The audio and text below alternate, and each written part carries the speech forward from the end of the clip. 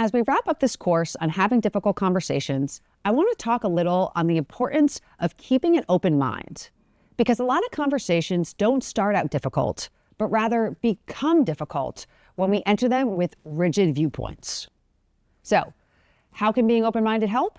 Well, we all know what it means to be open-minded, and chances are we probably all assume we are open-minded. I can't imagine someone going through life knowing they are closed-minded and being all right with that. In fact, I bet that if someone said you were not open-minded, you'd be insulted, because I'm sure there are many eras in life where it is easy for you to let new ideas in. But that's the thing, isn't it? A mind is not always open or always closed. It has the potential to be open or closed every time a new way of thinking or being is presented to it. So this isn't something we just master and say, now I have an open mind. It's something we need to develop and work on so we can be more open-minded more often. So let's think about the moments in our professional lives when it's not so easy to keep that mind open. Maybe you're in a meeting where someone shares an idea and you immediately start to think about all the reasons it won't work. All of a sudden, you're in the middle of a difficult conversation and you're not really sure how you got there. Or maybe it's a colleague that suggests you try something new, but you tell them it's not new because you tried it already 2 years ago and it failed. Or maybe your company announces an org restructure and you don't want to think about anything positive that can come from it because all you're thinking about is how much work it's going to be for you. Now, you're the one with the crossed arms and aren't making eye contact because you're the one that's frustrated. In those moments, the ability to consider someone else's point of view is directly tied to your social awareness and ability to show empathy.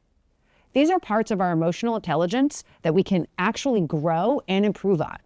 In the New York Times article, How to Be Empathetic, Claire K. Miller defines empathy as understanding how others feel and being compassionate toward them. She says empathy happens when two parts of the brain work together. Neuroscientists say the emotional center perceives the feelings of others, and the cognitive center tries to understand why they feel that way and how we can be helpful to them. She goes on to describe some activities we can do to increase our empathy. I qualify these as proactive because they are things that will broaden our view of the world, which will make it easier to see where someone else is coming from. Things like talking to new people, trying out someone else's life, or joining forces for a shared cause. The more you can experience things outside your bubble, the less likely you will be to close your mind when a new idea is presented. With that being said, as you work to broaden your horizons, you will still encounter moments during that process when your mind wants to snap shut. It is in those moments, the moments when we are reacting, that we need to have a plan so we can slow down the close valve.